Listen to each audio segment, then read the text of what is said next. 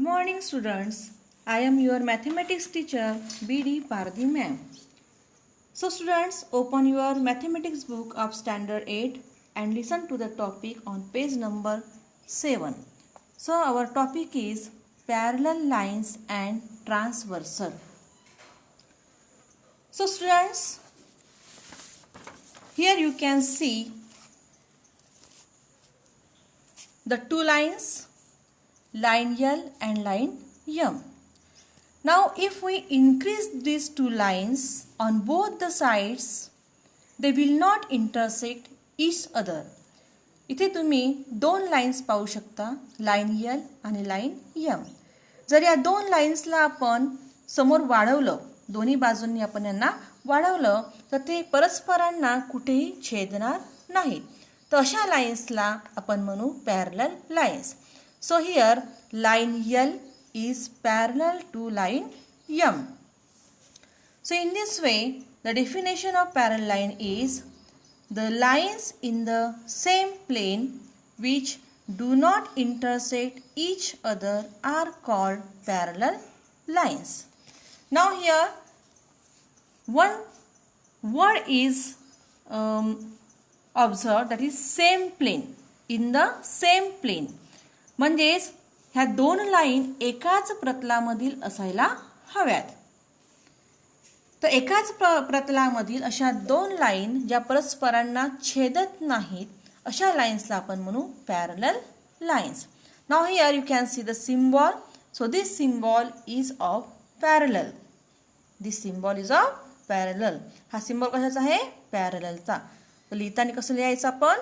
Line L is parallel to line M. Now the next topic is transversal. What is mean by transversal? So here you can see the two lines, line M and line N. And if we draw the third line here, so let us draw the third line.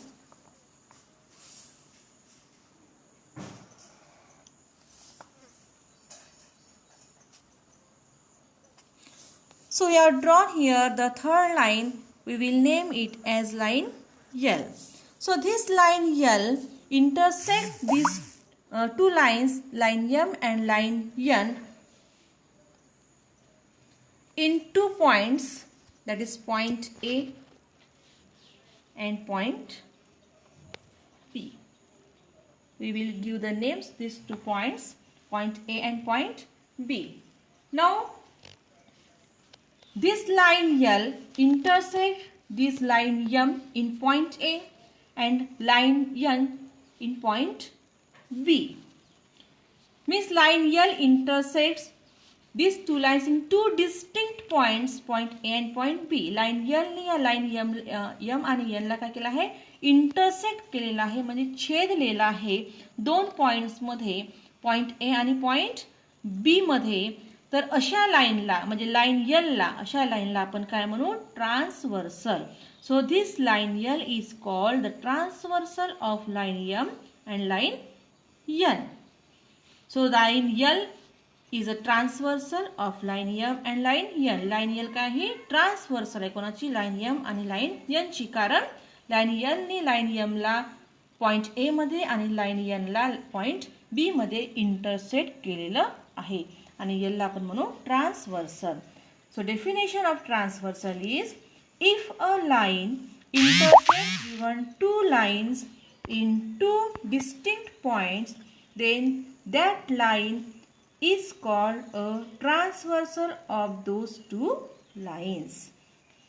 म्हणजे जर एखादी line दोन लाईन्सला दोन वेगवेगळ्या बिंदूमध्ये intersect करत असेल, मध्ये छेदत असेल, तर त्याला म्हणायचं त्या दोन लाईनची transversal. Okay. Now here you can see that because of this line L, there are 8 angles are formed at each points. So there are 4 angles formed at each point. So in total 8 angles. 1, 2, 3, 4, 5, 6, 7, 8. So 4 angles are formed at each point, point A and point B. 4 angles are formed at point A, 4 angles are formed at point B. Again, these angles, 1, 2, 3, 4. These 4 angles are on the left hand side, is on the left hand side of line L, and 1, 2, 3, 4. These 4 angles are on the right hand side of line L. So in this way, some pairs are formed of these angles. Of these 8 angles, some pairs are formed, some groups are formed, and these groups are named as corresponding angles, interior angles, and alternate angles. So let us see how angles are made by this transversal. So we have to see now, we have to listen about angles made by a transversal.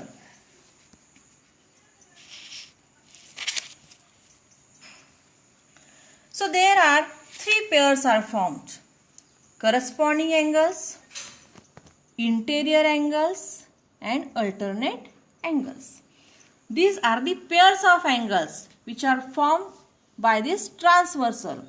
जे transversal मुळे जे 8 angles निर्माण झाले होते त्या अँगल्सला आपण pairs मध्ये divide केले आहे, त्यांना ग्रुपिंग केलेली आहे आणि त्यांना नाव दिलेलं आहे करस्पॉन्डिंग अँगल्स, इंटेरियर अँगल्स आणि alternate angles. So first of all, see what is meant by corresponding angles. Now observe this figure.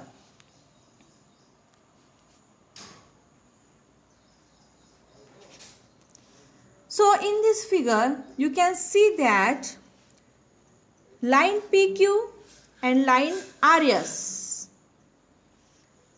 these two lines are cut off by line AT.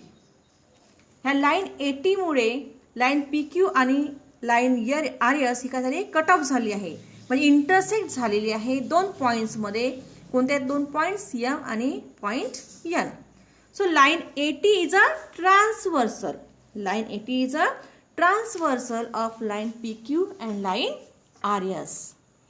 And because of this line AT, again there are 8 angles are formed. ह्या line AT मुळे line AT cut off झाली आहे, त्याच्यामुळे इथे किती angles form झाले आहेत, 8 angles form झाले आहेत. 1 2 3 4 5 6 7 8. आता आपल्याला बघायचे की करस्पॉन्डिंग अँगलची पेअर कशी ओळखायची. So you can see here there are two angles, angle AMP and angle MNR. So these two angles are on the left hand side of line AT. हे दोन अँगल AT च्या कुठे आहेत, डाव्या बाजूला आहेत, लेफ्ट साइडला आहेत, आणि पुन्हा लाइन PQ आणि लाइन RS च्या वरच्या बाजूला आहेत. तर ही एक पेअर झाली करस्पॉन्डिंग अँगल्सची, ज्यांना आपण आयडेंटिकल मार्क्सनी दाखवलेले आहेत, क्रॉस या मार्क्स दाखवलेले आहेत. त्याचप्रमाणे आता लाईनच्या खालच्या बाजूला बघू आपण. लाइन PQ च्या खालच्या बाजूला अँगल PMN आणि इथे अँगल RNT. हे दोन अँगल्स जे आपण आयडेंटिकल साइनने दाखवलेले आहेत, हे दोन अँगलची एक पेअर बनलेली आहे. कोणते अँगल, अँगल PMN आणि अँगल RNT. ह्या दोन अँगलची एक पेअर बनलेली आहे. म्हणजे इथे आपण पाहू शकतो की लाइन AT च्या डाव्या बाजूला दोन पेअर्स बनलेल्या आहेत. कशाच्या, करस्पॉन्डिंग अँगल्सच्या. अँगल AMP, अँगल MNR आणि angle PMN and angle RNT. Now in the same way there are again 4 angles are formed on the right hand side. So angle AMQ and angle MNS हे दोन angle कुठे आहेत, लाईनच्या वरच्या बाजूला आहेत. आणि angle QMN and angle SNT हे दोन अँगल कुठे आहेत, लाईनच्या खालच्या बाजूला आहेत. आणि त्यामुळे पुन्हा इथे अँगल AMQ आणि अँगल MNS ची एक पेअर बनली आणि अँगल SNT आणि अँगल QMN ची एक पेअर बनली. या दोघांची एक पेअर बनली. अशा दोन पेअर्स कुठे बनल्या आहेत, AT च्या उजव्या बाजूला बनलेल्या आहेत. So there are 4 pairs are formed of corresponding angles. Which are these 4 pairs?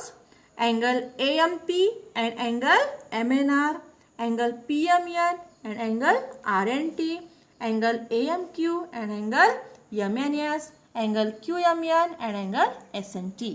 म्हणजे या ठिकाणी करस्पॉन्डिंग अँगलच्या किती पेअर्स बनलेल्या आहेत? 4 पेअर्स बनलेल्या आहेत. म्हणजेच लक्षात ठेवा की 2 लाईन्स आणि एक ट्रान्सव्हर्सल असेल, 2 लाईन्स आणि एक ट्रान्सव्हर्सल असेल, त्या ठिकाणी किती करस्पॉन्डिंग अँगलच्या पेअर बनतील? 4. किती बनतील? 4. त्या ठिकाणी 4 पेअर्स बनतील corresponding अँगलच्या.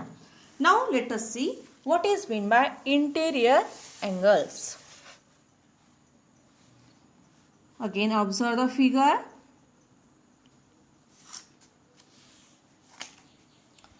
So here also you can see the 2 lines, line PQ and line RS, and line AT is a transversal. Now the name interior, या इंटेरियर नावामध्येच पूर्ण याचा सार आलेला आहे. इंटेरियर म्हणजे आतल्या बाजू, आतील बाजूला असलेले. इंटेरियर म्हणजे आतील, इंटेरियर म्हणजे आतील. म्हणजे ह्या 2 लाईनच्या आतमध्ये जे कोन निर्माण झाले आहेत, जे अँगल्स निर्माण झाले आहेत, त्यांना आपण म्हणू इंटेरियर अँगल्स. आता बघूया आपण की ही पेअर्स कशा जोडायच्या. तर एटीच्या म्हणजे जी ट्रान्सव्हर्सल आहे आपली एटी, ह्या एटीच्या लेफ्ट साईडला डाव्या बाजूला, आतमधील बाजूला, डाव्या बाजूला आणि आतमधील बाजूला 2 अँगल निर्माण झाले आहेत. कोणते? अँगल PMN आणि अँगल MNR. तर ह्या 2 अँगलची जे आपण आयडेंटिकल मार्क्स दाखवलेले आहेत, या 2 अँगलची एक पेअर बनलेली आहे, ती आहेत इंटिरियर अँगलची पेअर. आणि पुन्हा उजव्या बाजूला म्हणजे आतमधल्या बाजूला आणि उजव्या बाजूला बघू आपण अँगल QMN आणि अँगल MNS. ह्या 2 अँगलची एक पेअर बनलेली आहे, तर ती सुद्धा काय आहे? इंटिरियर अँगलची पेअर आहे. तर अशा प्रकारे जर 2 लाईन्स असतील आणि एक ट्रान्सव्हर्सल असेल तर इंटिरियर अँगल्सचे किती पेअर्स बनतील? 2 पेअर्स बनतील. एक डाव्या बाजूला आणि एक उजव्या बाजूला, एक लेफ्ट साईडला आणि एक राईट साईडला. So there are 2 pairs are form, 2 pairs of interior angles are form, that is angle PMN and angle MNR, angle QMN and angle MNS. So there are 2 pairs of interior angles are formed. Now let us see what is mean by alternate angles. Again observe the figure carefully. Here again you can see there are 2 lines, line PQ and line RS. And line AT is a transversal. Line AT is a transversal. So in case of alternate angles, again here we take the sides, means left side and right side. म्हणजे इथे सुद्धा आपल्याला डावी बाजू आणि उजवी बाजू याचा कन्सल्ट घ्यायचा आहे. आता बघा अल्टरनेट अँगल्सच्या पुन्हा 2 प्रकारच्या पेअर्स बनतील. Interior alternate angles and exterior alternate angles. Just नाव आपण सांगितलं आहे की इंटेरियर म्हणजे आतील आणि एक्सटेरियर म्हणजे काय होईल? मग बाहेरील. एक्सटेरियर म्हणजे बाहेरील. तर इंटेरियर अल्टरनेट अँगल्स कोणते आहेत ते बघूया आपण. इंटेरियर म्हणजे आतील, तर जे एटी या ट्रान्सव्हर्सलच्या डाव्या बाजूला एक अँगल आहे, कोणता? Angle PMN. आणि उजव्या बाजूला अँगल आहे कोणता? Angle MNS.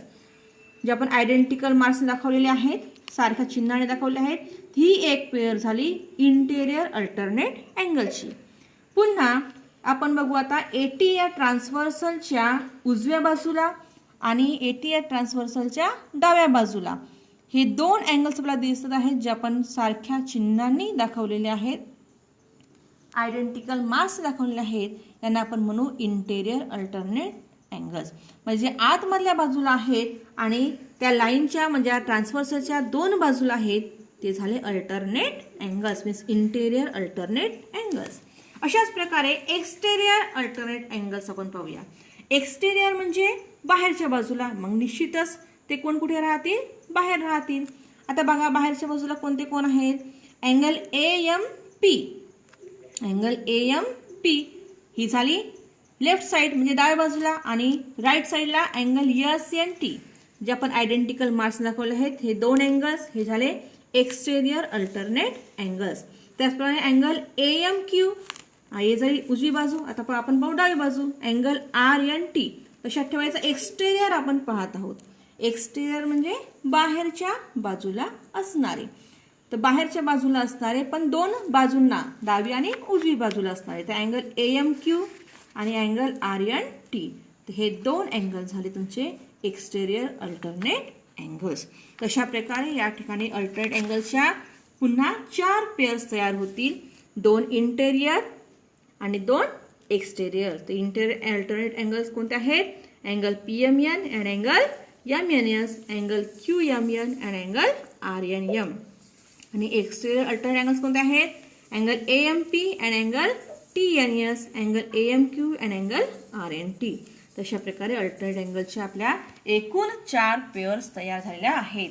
So here we have seen about corresponding angles, alternate angles and interior angles and alternate angles. So in this way 3 types of pairs are formed by a transversal: corresponding angle pairs, interior angle pairs and alternate angle pairs.